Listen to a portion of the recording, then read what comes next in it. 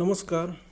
BA-3 मध्ये आपण American राज्यघटनेचे वैशिष्ट्य अभ्यासत होतो आणि या वैशिष्ट्यामध्ये आपण पूर्वीच्या व्हिडिओ लेक्चरमध्ये 5 वैशिष्ट्य अमेरिकेच्या संविधानाची किंवा शासन व्यवस्थेची अभ्यासली होती. त्यामध्ये आपण लिखित राज्यघटना, अतिसंक्षिप्त राज्यघटना, परिधुर राज्यघटना आणि शेवटी चौथा आपण राज्यघटनेची सर्वोच्चता आणि शेवटी अध्यक्षीय शासन पद्धती या गोष्टी या आधीच्या व्हिडिओ लेक्चरमध्ये आपण अभ्यासल्या होत्या. आता आपल्याला 6वं अमेरिकन घटनेचं वैशिष्ट्य बघायचं आहे, संघराज्य पद्धती. अमेरिकेच्या संविधानामध्ये संघराज्य पद्धतीची शासन पद्धतीचा स्वीकार केलेला आपल्याला दिसून येते.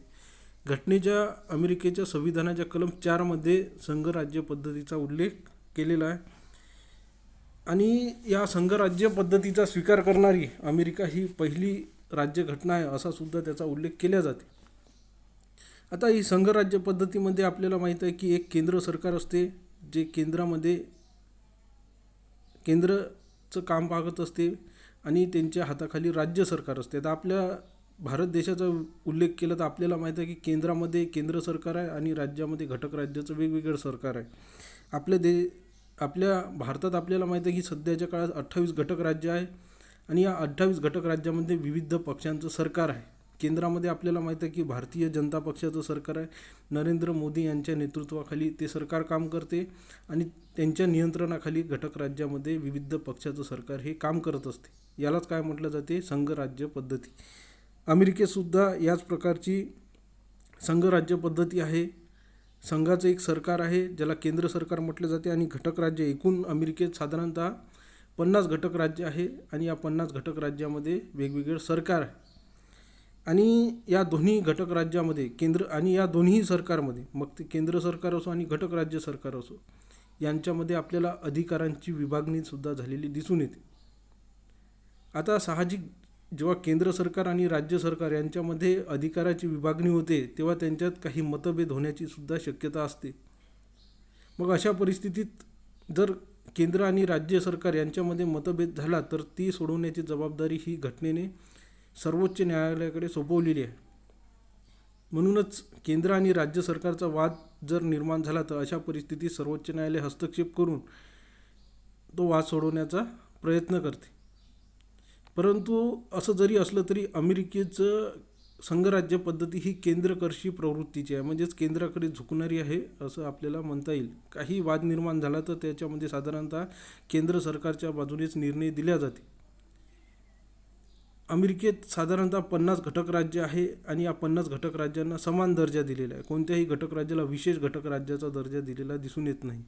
कारण सिनेट सभागृहाची सदस्य संख्या ही 100 आहे आणि प्रत्येक घटक राज्यातून 2 प्रतिनिधी ही सिनेट सभागृहात पाठवल्या जाते. म्हणजेच प्रत्येक घटक राज्याला समान प्रतिनिधित्व दिलेलं आपल्याला दिसून येते. तर अशा प्रकारे संघराज्य पद्धती ही अमेरिकन संविधानाचं एक महत्त्वाचं वैशिष्ट्य आहे. त्याच्यानंतर आहे जनतेचं सार्वभौमत्व. ही जनतेचं सार्वभौमत्व राज्यघटनेच्या उद्देशपत्रिकेत प्रारंभीच या जनतेच्या सार्वभौमत्वाचा उल्लेख आपल्याला अमेरिकेच्या राज्यघटनेत दिसून येते.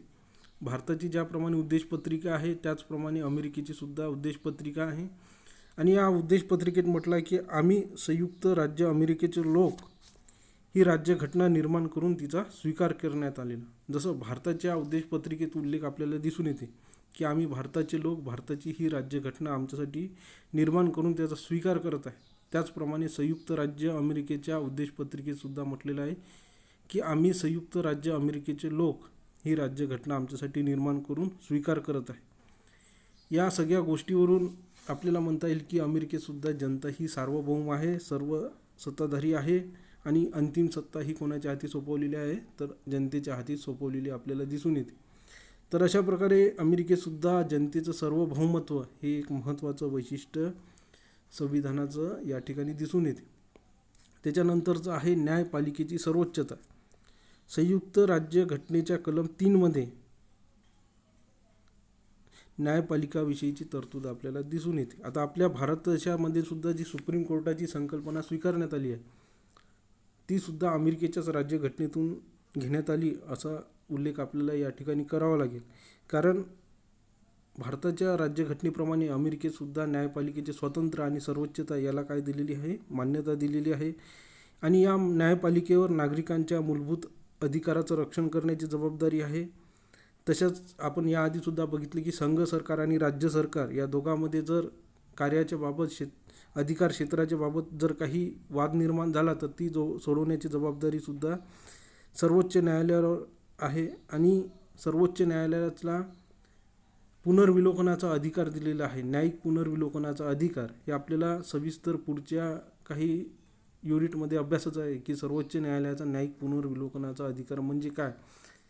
तर अशा प्रकारे सर्वोच्च न्यायालयाची सर्वोच्चता आणि न्यायिक पुनर्विलोकनाचा अधिकार या सगळ्यातून आपल्याला म्हणता येईल की सर्वोच्च न्यायालय कसं आहे, न्यायपालिका ही अमेरिकेची सर्वोच्च आहे आणि अंतिम निर्णय देण्याची जबाबदारी ही सर्वोच्च न्यायालयावर सोपवलेली आहे. त्याच्यानंतरचं वैशिष्ट्य आहे 9वं वैशिष्ट्य आपल्याला सांगता येईल सत्ता विभाजन. आता सत्ता विभाजन हे 3 घटकामध्ये केलेलं असते. शासन व्यवस्थेचे साधारणतः 3 अंग असतात. त्यामध्ये मग कार्यकारी मंडळ, संघ शासनाचं कार्यकारी मंडळ, कायदे मंडळ आणि न्यायमंडळ हे 3 अंगामध्ये शासन व्यवस्थेचा कारभार हा चालवला जातो. आणि अधिकारांची विभागणीसुद्धा यामध्ये केलेली आपल्याला दिसून येते. आणि प्रत्येक विभाग केवळ आपलं कार्य करेल आणि इतर 2 विभागाच्या कार्यामध्ये हस्तक्षेप करणार नाही याचा स्पष्ट उल्लेख हे अमेरिकेच्या संविधानात केलेला आहे. जसं आता कायदेविषयक सत्ता म्हणजे कायदे करण्याचं काम हे अमेरिकेची काँग्रेस करते, त्यालाच अमेरिकेचं कायदेमंडळसुद्धा म्हटले जाते. तसंच कार्यकारी मंडळ म्हणजे राष्ट्राध्यक्ष अमेरिकेच्या जो शासन कारभार आहे ती पाहण्याची जबाबदारी ही कार्यकारी मंडळाकडे म्हणजेच राष्ट्राध्यक्षाकडे आहे. आणि न्यायमंडळ हे न्याय देण्याचं काम करत असते.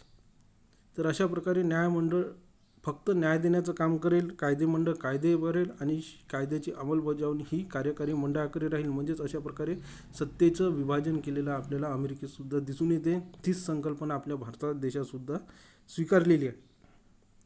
तर अशा प्रकारे वरील 4 वैशिष्ट्य आपण या ठिकाणी अभ्यासलेले आहे. पुढच्या काही व्हिडिओ लेक्चरमध्ये आपल्याला सत्ता नियंत्रण आणि संतुलन, मूलभूत अधिकारांचा समावेश, द्विगृही कायदेमंडळ आणि दुहेरी नागरिकत्व. आता दुहेरी नागरिकत्व हे सुद्धा अमेरिकेचं एक महत्त्वाचं वैशिष्ट्य आपल्याला या नंतरच्या व्हिडिओ लेक्चरमध्ये अभ्यासाचं आहे. तत्पूर्वी तुम्ही जेवढे आपले जे वैशिष्ट्य शिकवलेले आहे ते पुस्तकामधले बघून बुकामध्ये लिहून घ्यावे आणि पुढचे वैशिष्ट्यसुद्धा शिकवल्यानंतर ते सुद्धा लिहून घ्यावे. धन्यवाद.